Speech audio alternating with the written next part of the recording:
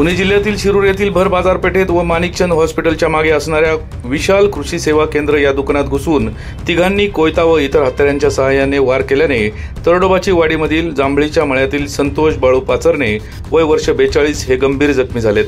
ही घटना शनिवार दिनांक 5 एप्रिल 2025 रोजी म्हणजेच शिरूरच्या आठवडे बाजाराच्या दिवशी दिवसाढवळ्या दुपारी 2 वाजण्याच्या सुमारास घडल्याने शिरूरकर कमालीचे भयभीत झाले आहेत। या संपूर्ण घटनेचे चित्रीकरण त्याच दुकानातील सीसीटीव्ही मध्ये झाले।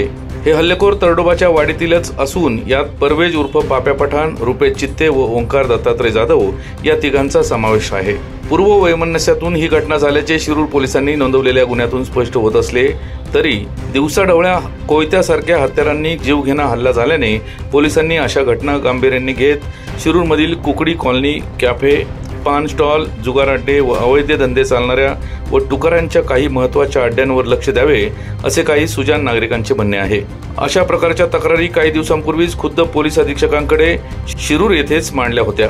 शिरूर येथे घडलेल्या या घटनेचे सीसीटीव्ही मधील दृश्य पाठवलेत आमचे विभागीय संपादक रवींद्र खुडे यांनी। पाहूयात।